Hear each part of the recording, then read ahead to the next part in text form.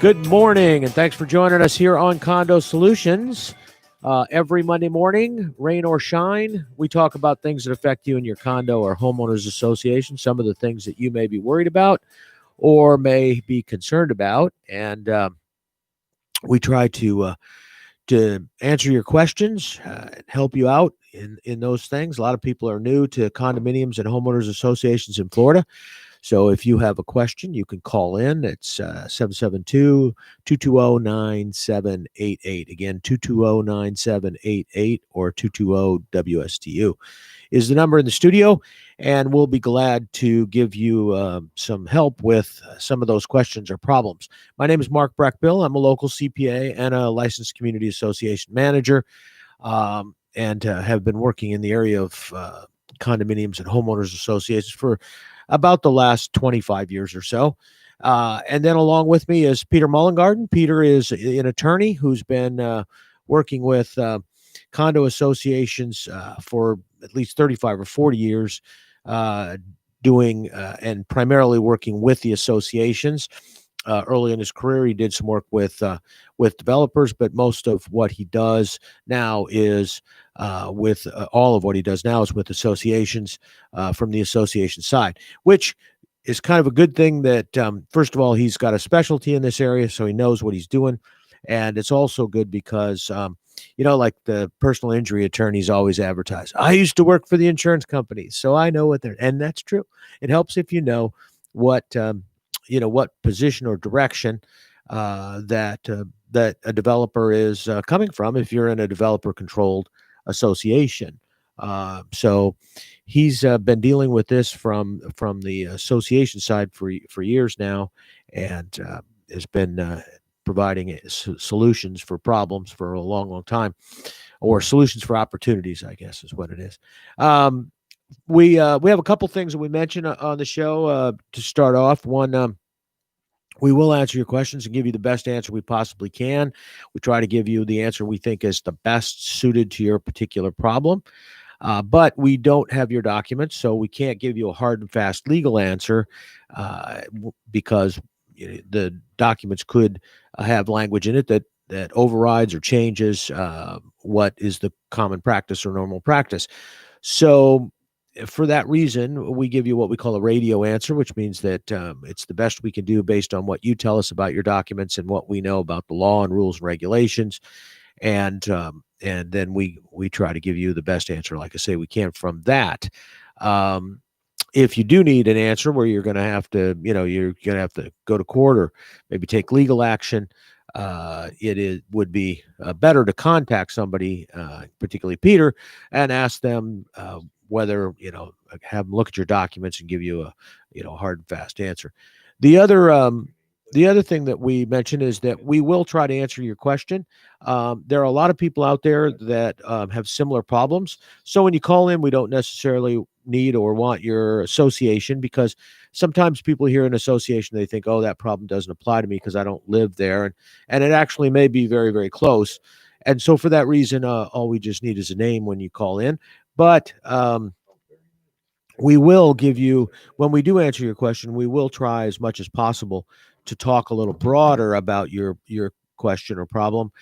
And so just bear with us, because sometimes what we're trying to do is give some information to people who may have a similar but not the exact same problem, and that will maybe answer their question. So those are the only ground rules. Otherwise, it's pretty much open season on Peter, and we're pretty much that way. First of all, good morning, Peter. How are you doing this morning? Good, Mark. Good morning. How are you? Good. We also want to recognize Martin Luther King Day and mention that today is a holiday, and it is a recognition of the peaceful change that he brought to our country. And so I want to mention that and all of the things that he did for our country moving forward. So take some time out today to remember remember the contribution he made. So we got our first caller this morning. Edna, go ahead. Okay, this is an issue with an annual meeting. Okay. The second notice of meeting was mailed according to the statutes. Due to issues with the post office, some owners have not received ballot materials. What options do we have? One I know is to cancel the meeting, but if we do that, then the ballot materials have to be remailed and the statutes followed, obviously. This puts us into February, and if I remember correctly, the statutes do say you need an annual meeting in January. What are our options? Well, let me mention a couple things, and then Peter can hit it. Can hit the questions. First of all, let me ask you this: were all the materials sent out, but basically they got lost in the mail type thing? They just didn't get delivered, or something didn't come Yes, through? especially to our Canadian owners. Okay. They never got anything. Okay, but they were mailed. Yes. All right. So and they were mailed according to the statutes, whatever that is, 45 days. I don't know, but they were mailed at the end of December, and our meeting is this Wednesday. Okay. Well, first of all, and Peter can correct me if I'm wrong, but generally what happens is that you'll have a certification of the mailing. We have that. Right. The fact that the post office doesn't deliver doesn't necessarily negate the fact that you sent it out. So, in other words, it doesn't invalidate the election in terms of the mailing, and so from that standpoint, the fact that the mail didn't get it out there doesn't mean that you can't still get people to stuff and still have the meeting and do all of that. You guys did what you were required to do, and you've got the certification. But Peter, you go from that. You go ahead, and if that's wrong, go ahead and step in. I'm sorry, but I know with mailings, there's normally a certification process, and if you put it in, you're really not responsible for the post office. But as long as you follow the rules. Okay, I mean, if this is a condominium, I'm assuming it's a condominium. I don't know. Yes. Okay. Well, the certification is that the person sending out the second notice on behalf of the association, which is normally not less than 14 days before the annual meeting, they have to sign an affidavit indicating that the second notice was sent out and posted at least 14 days in advance. And yes, if that is done, if that is done, the association has met its obligation. Mark is correct. And I don't want to sound unfair, but it's not the association's fault if there was a mail screw up.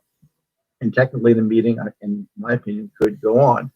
On the other hand, there is no requirement in the law that the meeting be held by January. Okay, in fact, many associations, there is no statute on that at all. The date for the annual meeting is governed by your bylaws. Okay. Some bylaws set it at a specific date. Other bylaws say it's whatever date the board decides. Some say whatever. It's kind of all over the place. So there is no requirement there. I think it's just once a year, right, Peter? You have to have one. Legally, you have to have one. Yeah, you have to have an annual meeting once a year, right? It's the annual meeting, right? But even there, it doesn't necessarily have to be, in my opinion, exactly within 12 months. I mean, okay. Associations don't have it, exactly within 12 months each year. So that's that. This is an interesting question. Could the meeting be, I don't know, could it be opened and then continued? Well, we've got 20% of our ballots in, so we can have the election. You can have the election, that's correct. It would just be the proxies that we could, because we do not have our 50% plus one on the proxies. Well, I'm sorry, is there another issue being voted on other than the election? There were 3 issues on the proxy. All right. Well, what you could do, and this happens frequently, when there's proxy issues and there may not be enough people voting for whatever reason. In this case, sounds like a mail problem. Where rather than counting those votes and giving out a final count, the chair of the meeting can take a motion from the floor to continue the meeting, okay, for 2-3 weeks, whatever, because proxies are good for 90 days. from the Right. date of the meeting. So frequently what happens, for many reasons, usually to get more votes, is that the meeting will be adjourned and continued, not finally Right. adjourned, but adjourned till some future date. And then a notice of that is sent out saying the meeting was continued until whatever. Proxies can be sent out again, and the meeting can be reconvened. In fact, that can be done more than once within that 90-day period, if necessary. So Okay. if the major issue is getting the votes on those proxy matters, could be waiver reserves, amendments. I don't know what you're voting on, but that's what I would suggest. I would suggest, rather than counting the votes and saying, "Oh, we lost," whatever those three issues are, I would adjourn to reconvene, not final adjournment. That's a floor vote, proxy, in-person vote, both. This is COVID time, so maybe you're not. This is by Zoom. I don't know how you're doing the meeting. It's Zoom. Yeah. That would be my suggestion. Would be to adjourn and reconvene. Okay. My real issue though is the ballots. If even though we have our 20%, people are going to say, "Well, I didn't get my materials. You all have to redo the ballots." Is that a valid criticism? I think technically they don't. It's a kind of a novel issue. Under the statute, the election is the first order of business. It even happens even before the meeting's opened. I mean, not Right. before the meeting's opened, but before you go into the business of the meeting, because you don't need a quorum of the membership, as you mentioned, to have a election. You only need 20% of the people voting. I think arguably, perhaps you could open the meeting and then continue it even just for the election part. That's not crystal clear, quite frankly. Maybe argue on some kind of COVID. There's a emergency powers to postpone, so maybe arguing it postponing under the condo emergency powers, and then reconvene that part. You have to think through how you want to do that. I mean, does everyone get a chance to revote? Do you send out ballots to everybody? I mean, that costs us like $500 or $600 every time we have to do that. Again, that's just an interesting question. Because once votes are cast, they can't be rescinded or changed. Okay? Right. People who've sent in their ballots cannot. So it's an interesting question. Maybe it's not clear. That part of the meeting can be postponed to allow those to vote who hadn't got their ballots in. I would probably err on just going through the election, quite frankly. But you might want to. Sometimes, every now and then, on the radio, I do say this to check with your own counsel and see what their view on this is. One voice out of many. I would probably err on the side. I would probably have the election, but perhaps, how do you know who didn't get it? By the way, I mean, they've called in. If I say we have a PIA and who's checking and double checking everything, and some people have called in to that person complaining that they didn't get their ballot. But if they have called the office, we have resent materials. We've made an honest effort to get materials out to people, but like mail between here and Canada just is not working. How much time do you have before your meeting is scheduled? A couple of days, you said. 2 days. Yeah, because it's see, the other problem is that even if they'd gotten them, if they try to mail them back in, the chances you probably have problems getting them mailed back. No, they would have to FedEx this. Yeah, it'd have to be so they're gonna overnight deliver it. Yeah. Again, but I'm not even sure with the mail system that's working, because we've had people who have sent things priority mail to be there within 2 days, and it may be 2 weeks. Yeah, that's the tough thing right now. We're dealing with the same thing with the IRS. There's just, you send stuff to them and it's months before you get any kind of response in terms of that they got it.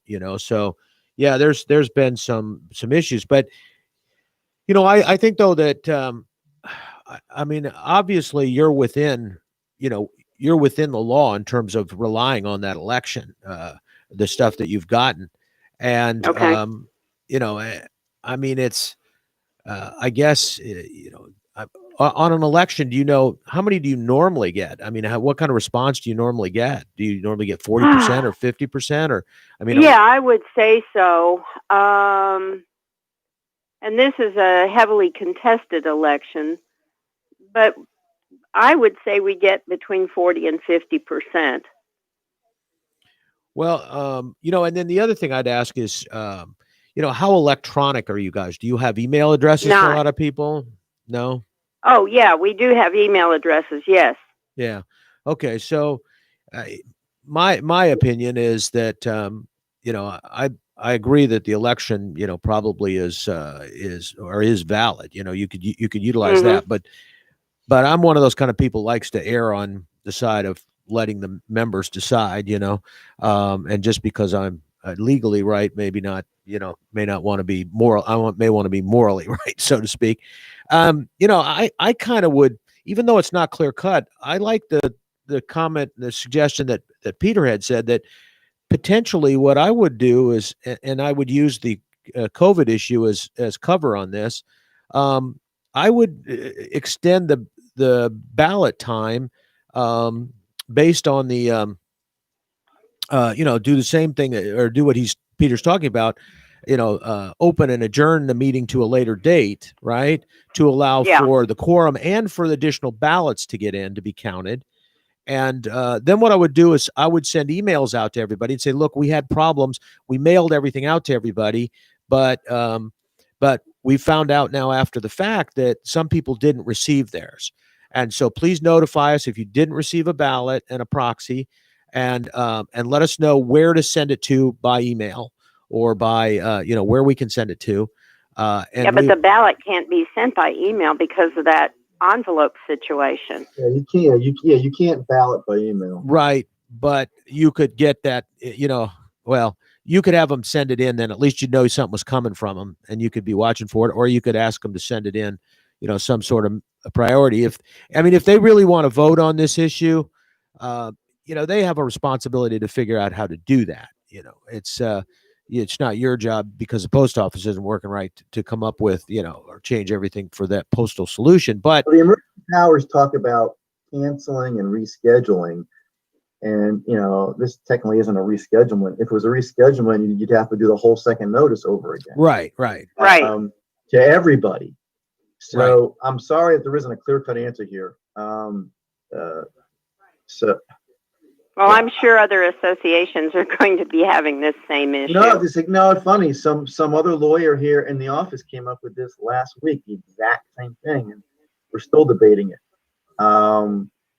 Because technically they could just hold the elections. We're trying to figure out, is there a way to just your exact issue. So it's not an association that I work closely with. It's one some other attorney here does. Again, this is another round peg square hole. Where even the emergency powers talk about, again, the ability to cancel and reschedule, and that's rather than quote postpone. So it's interesting. I guess either way there could be some challenge to this. I think, again, as we said when we first started, the law does allow you to continue, notwithstanding that these people unfortunately got disenfranchised through no fault of their own, because of the post office issues.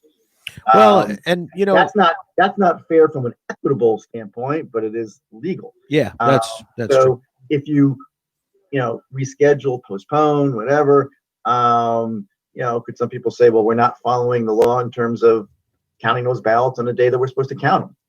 That's right. No, I don't know. There's a challenge there, and I wish I had a perfect answer for you. I'm giving you a terrible answer this morning. Bad on me. But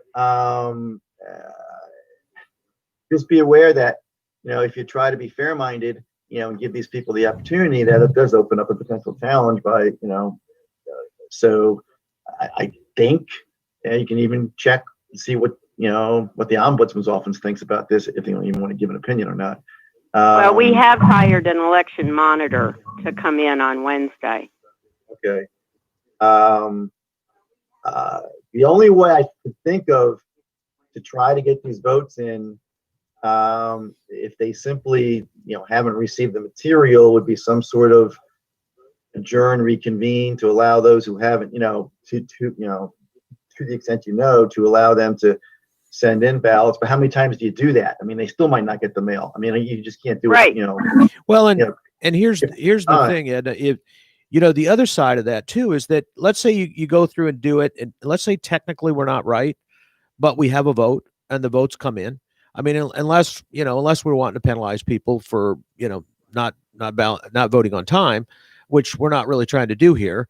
If it turns out that for some reason or another, it may be that the election isn't going to be that close. It may be that once everybody's had a chance to vote, that it won't be that close of an election.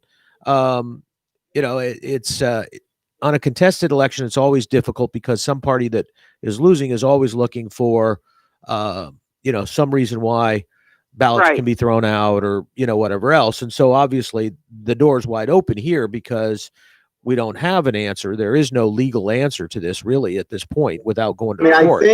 I think generally the case is they don't like to see people get disenfranchised. Right. That's so I think generally speaking, and this is just I think under the circumstances, I imagine the whole mail problem, I'm assuming, must be related to this whole COVID stuff, right? Yeah. I'm sure it is because, right. I mean, there are always people who don't mail it until the day before and expect it to get there. But this is really unusual. One of our unit owners mailed something January 6th, and we still do not have it. Huh. Yeah.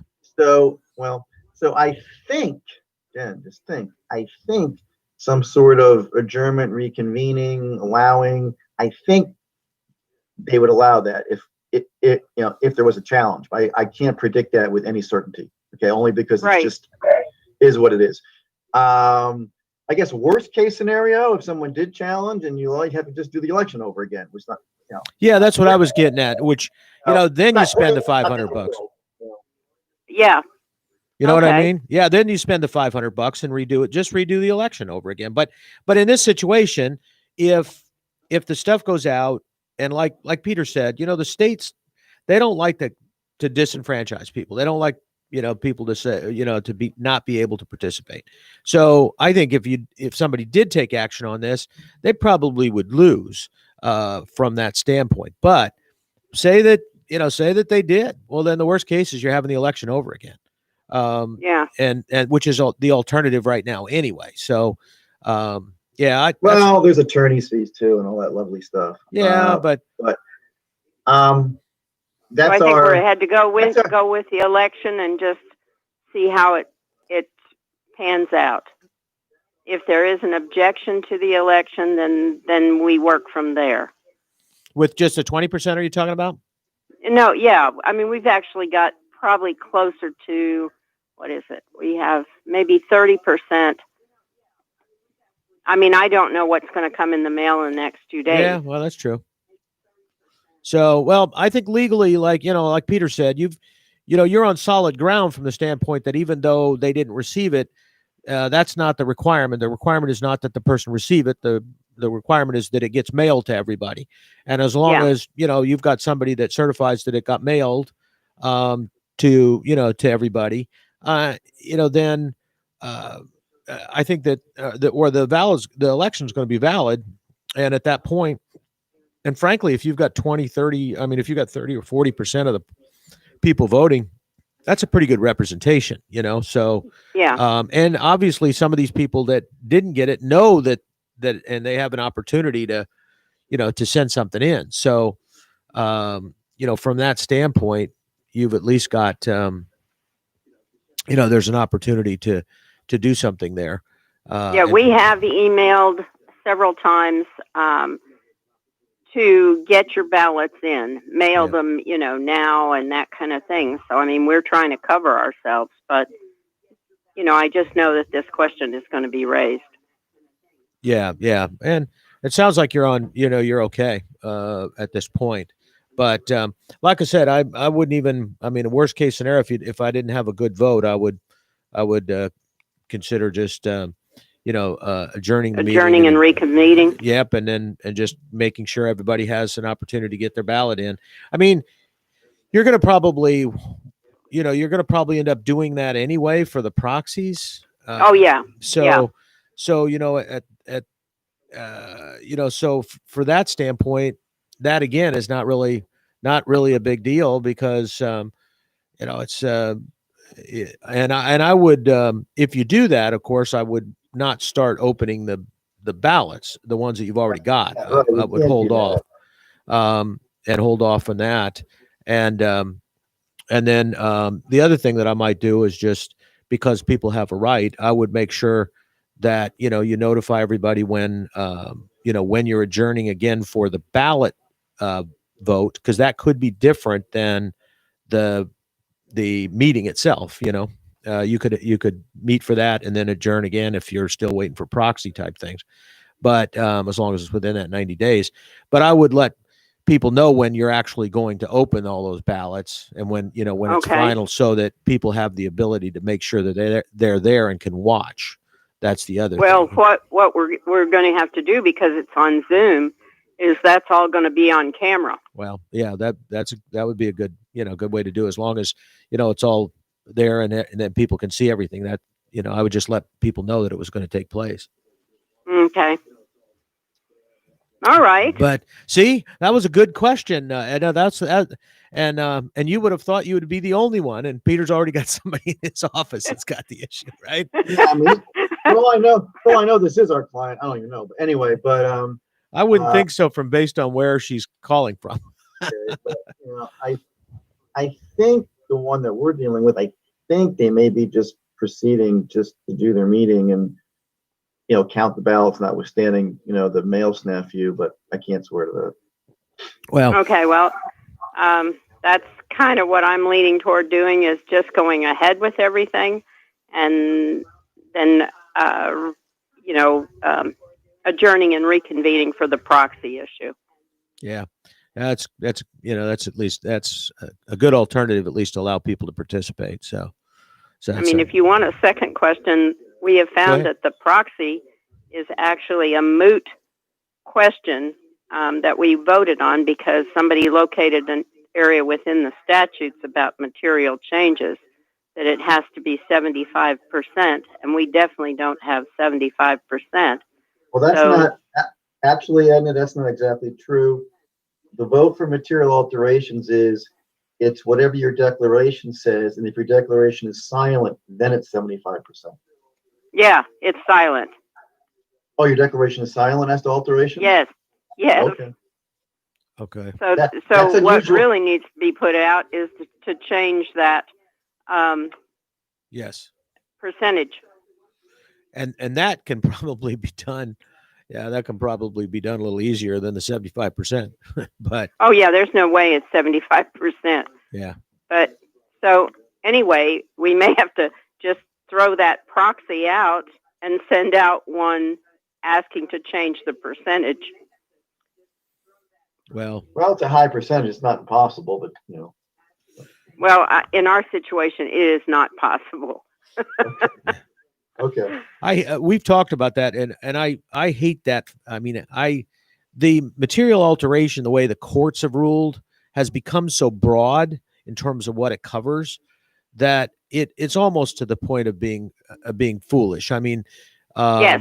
You get to this point where, and like you, a lot of people have, requirements for those kind of changes or even higher, and a lot of these condos here in Florida were built in the 70s. So I mean, now you're basically stuck with a condominium that looks like a building from the 70s. And well, ours was the 80s. Yeah, so hopefully you got some shag carpet in those hallways. We love that. That's always a good thing. You can't take that out. That looks, that's part of the look there. But yeah, it's it's terrible, because we were talking about this a few years back. Even just something as simple as changing the color of the bathroom in the lobby, is and the wallpaper to paint or whatever can be challenged, and that kind of stuff. I especially the painting thing. They talk about the colors and everything, and in my opinion, anything that can be fixed in a 8 to 10 year period of time by redoing it shouldn't be under any kind of a permanent, or a material change, because that's not material if you can change it back in a relatively short period of time. So, that's I can feel for you on that on that issue, trying to get that resolved at that high of a percentage. And usually it's for something that's kind of basic, But Yeah. but anyway. Okay, let me ask that. Can we put that percentage all the way down to 50% plus one? You can put that percentage as low as you want, as long as you amend your declaration. You could even say that it's a board decision. Okay. So whatever your declaration says, as far as the material alteration approval, that controls. It's when declaration is silent is when we have to default to the 75%. But the declaration can say whatever your owners agree to on an amendment for, when they say, that alterations and improvements to the common elements or the association property require whatever approval. That can be whatever the amendment provides. Okay, so you're saying that it actually could be left to board approval? Yep. I have a couple of associations. Now, I'm not saying I say you do that. Okay, that's theoretical. Right. Many documents say, and this is a fairly common provision, many documents say that alterations and improvements that cost up to a certain amount of money, either a flat amount or a percentage of the budget, can be approved by the board. Anything over that needs to get owner approval. And there's many different variations on the alteration language, the alteration approval language. At the end of the day, for an overused phrase, it really depends on what fits your community. Some people don't like boards having that much power, and I get it, because the board, to use Mark's example, what if the board decides to paint the building, bright fuchsia? And bright fuchsia is not a big popular color, but that's what this board decided. So, keep in mind, there's at least one member of your association that has a disco ball. So, well, you don't want Mark on your board anymore. But what I'm saying is, I know that. I'm not promoting necessarily that's. Well, I just use it as an example, saying it can run the gamut from board approval to 100% owner approval, and it just so when I'm not espousing either of those necessarily. At the end of the day, the board has to decide what approval fits. Maybe just a simple majority will fit your community. Just make it a simple majority of the owners, or 2/3 of a quorum, or a majority of a quorum, or anything.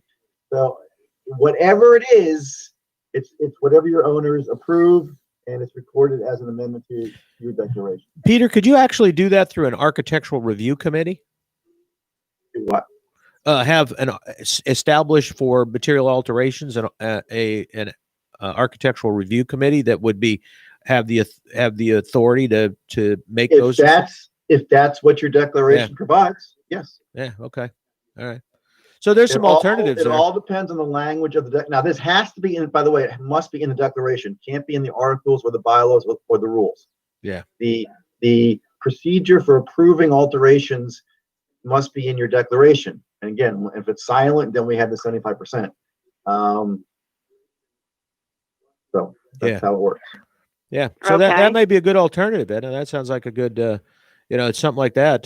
Coming up with some alternative, either board reduced percentage or even a committee that could be, could be established strictly for that purpose. Normally what you see is some type of owner approval, but that percentage again widely varies depending on the community. Yeah, well, that would be good. Okay. So I'm taking lots of notes. Mark will send you a bill, not me. Yeah. Right. Yeah. I know that won't happen. Okay, well, we seem to have lots of questions over here. So if you need people to ask questions, I'm sure I can take care of that. That's okay. Anytime. We love to have them call. So, you're welcome anytime. Thank you so much. No, you're welcome. Thanks for calling in. Have a good rest of your day. Mm-hmm. Bye-bye. Bye. All right. Well, those were really good questions. That's interesting, the situation there. And, the thing with the election and the proxies, I know a lot of organizations are going to be struggling with that, and I think, because there is even, you know, a lot of times with some of the things that are going on, there are forwarding addresses in certain places that maybe don't normally come into play, or you've got, and so now things don't get forwarded correctly. You know what I mean, and depending upon where the person's at and what's going on, the stuff can get mailed and it just doesn't get delivered because there aren't any forwarding. There's no forwarding information. So, and like I said, we're having tons of problems uh, with IRS issues. So, I think what we're going to continue to struggle with some of these mail issues. But all right, we have a caller, Jim. Go ahead. Good morning. Morning. Say, I have a quick question, follow up on the lady before. Sure. And it has to do with meetings through Zoom. Now, what about we have a small community, and it's a volunteer pay community. It's 617. I called you once before. Anyway, some of our members don't have internet or a computer, some of the older people. So I'm wondering how our board can have a Zoom meeting and not include all of our members. Well, usually there's a conference call capability along with the Zoom. So people they would have the opportunity to either Zoom or call in on a conference call. The same thing, just can't see it. And so that, to me, that would be the best alternative. Our documents say it has to be in real time. I guess Zoom is real time then, huh? Right. Yeah. Zoom and the conference call is in real time. 617 also says that the board can adopt a resolution to allow owners to participate remotely. Okay, so you can adopt a resolution saying owners can participate vis-a-vis, can't talk today, Zoom or conference call. And I agree with you. Some people just don't have computers or just don't have the capability or whatever. So that would be my suggestion. And to Jim, depending upon the situation, like I say, you can do conference call. If you've got smartphones, you can do Zoom on your smartphone. You don't have to have video to do a Zoom. Just sound, and the only issue is that you can hear everybody. That the person calling in can make sure that they hear all the other people. But right. But that doesn't mean they have to be unmuted the whole time. You can actually still control that. They just have to have the ability to hear. And if you're going to have an opportunity to speak, you can release theirs at that point in time and let them speak. I would suggest you do it by invitation. If you haven't done Zoom before, that you do it by invitation so that everybody has a password. Because we have had groups of people that have been bombed because of Zoom bombed because of they sent out just a general one. But the other thing I was going to say is, depending upon how your association is set up, if you have, you may have a facility, a clubhouse or something like that you have plenty of room to socially distance, and you could put a couple, you could have a couple log-ons in there, or even, maybe even limit it, but have a certain number of people that. Well, that's the thing. That's the thing. In years past, we've always had our meetings in one of Martin County's. We rent a hall for $20 or something like that, and there's always enough room in that hall to spread out. And we only get, out of our 80 members, we're lucky if we get 30 of them there. The rest of them are all done by proxy. So I'm suggesting that we still go ahead with this, renting this room, and it's actually Jensen Beach Chamber of Commerce. Yeah. Mm-hmm. And I'm suggesting that we can spread out. There's plenty of room in there, and just spread out, Yeah, just ahead of time, just let your people know, we only can accommodate 20 or 15 or whatever, you want to make sure that you've got it socially distant. And then, I don't think that's I don't think that's a problem. There's no reason that you can't allow. There's no reason. Yeah. There's no reason at all, but the board is pushing for this Zoom business. So Yeah. I guess we're going to be stuck with the Zoom. Well, I understand. There's a lot of people that won't feel comfortable coming into no matter how far apart you are inside, they're not going to feel comfortable. And that's okay. And that's why Zoom is a good alternative for that. And, and then you've got professionals that are involved that, that would be constantly being exposed to stuff and other things. So I think but I think what people forget a lot of times, it's not an all or none. Sometimes people think, well, we're going to do Zoom and that's all that's all we can do. If we're doing Zoom, we're doing Zoom. Well, yeah, that might be an alternative, but for those people if you've got a community where you got some people that can't attend, then certainly having that alternative of some portion, some of it being in person so that those people that don't have computers can attend. And I would, have priorities for some things. If you're going to limit the group, make sure you're not, you've got people who can participate that wouldn't normally get to participate. But yeah, I think I think you can, you can mix and match. We could do both. Yeah, Zoom and have it live. Peter, you don't see any reason that would? No, I know. Yeah, I mean, I know many associations that are doing both. As Mark said, now it's up to the association. I don't force them to do it that way. As Mark said, some people just aren't comfortable, so I think there needs to be a Zoom option. If you're going to have both, then you do have to limit the ones that are inside, must be masked, must be socially distanced, you know the drill. Right. But no, there's no preclusion to doing to having the option to do both. Yeah, and if the board's uncomfortable, it doesn't even mean that the board has to be there. I mean, you just have to make a facility available that they can, that they have access to the meeting. If all the board members want to be on Zoom because they feel uncomfortable being in a room with people, you could do that and then just have some setup available at that meeting where everybody could have access to the Zoom meeting there and still be socially distanced if they don't have the technology. Gotcha. All right. Thanks, fellas. Appreciate the answers. You're welcome. Thanks, Jim. Thanks for calling. Bye. Bye. I think, I think that it's interesting, Peter, with these Zoom meetings and I think we're going to see a real push from the state to change some of these requirements, allowing more of this. And I know at that meeting that I was at in December with the division, one of the things that they're dealing with is electronic expansion, I guess, or electronic issues, including even the emergency powers in the Zoom. But I do think that it's going to end up with I think it's going to be, it's going to end up changing some things, because I think a lot of boards are finding that they can have better attendance because members that are up north could still join. And I think they're finding that the meetings are more efficient. There's not as much social aspect of it, where people are kind of delaying the meeting or whatever. Or a lot of people that it's more. Here's your time to talk.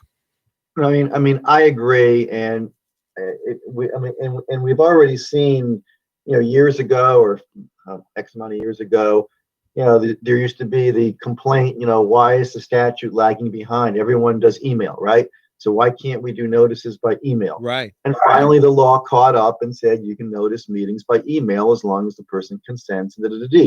So I think here, again, the law might lag the technology somewhat, but if it ends up that Zoom, which I think even past COVID, you're going to see a lot of our country doing business remotely by Zoom, even after COVID ends someday. Right. I do think the law will follow. It always lags somewhat to embrace that technology for meetings and for other things. I mean, it's not going to happen contemporaneously, but I think as we've seen with the email, it will come along. Whether it's this year, next year, I don't know, but I think the law will catch up. Yeah, and I think that I think it is, and I think it will be broader. I think the other thing that's going to change was the issue we were dealing with Edna on, as the real answer is that we don't need to be doing elections with multiple envelopes that have to be done by mail. You know what I mean? And I know Well, right now, the only exception to that is the electronic voting. Yeah, and that system doesn't. That system, frankly, there's only a couple of them I think that have still been approved, and and it's very specific. But like I say, if it there with all the stuff we do with passwords, right, including banking, if we can't set up a system where you can go on, log in using your specific PIN and identity, and vote, then I don't know. It doesn't seem to me to make sense. You ought to be able to do that. Well, then again, we may see that, but as always, the law will lag. The law will lag behind the technology. You're right. It may catch up. It probably will, in terms of allowing people to vote, like you said, through some sort of secure system. Yeah, portal. Period, without using the 2 envelopes and everything. I don't see it happening too quickly. But you're right. It may happen eventually. The interesting thing is that, we always talk about some of the older members don't have the technology. And I think that's true when you get up into if you get into people who are currently in their 80s. But the problem is the thing is, though, I think that it's rapidly changing between people who are from their 50s to their 70s. That pretty much 50 to 65 or 70 are starting to be pretty technologically active. Including, Facebook and all kinds of things like that they're used to going on and off and getting access. So I think that change, when it does occur, will be relatively rapid. I agree with you. It could be a few more years down the road, but I think it'll be pretty rapid. And I think that associations can start doing some planning where they start providing facilities for people to go down and vote or do whatever, where they can gain access to that stuff. So, and do some of that. And then I think in the long run, I think it'll be better for associations because there'll be more attendance and input at board meetings, better attendance by board members, more attendance by people monitoring and paying attention to what's going on in their association. And I think there'll be a lot more options for people to participate. But anyway, well, that was good morning in terms of some of the calls and questions. We appreciate that. Tell your friends, call in, and we appreciate you joining us here on WSTU every Monday morning from 9 to 10 o'clock, right here on WSTU Digital 1450, or Martin County's Heritage Station.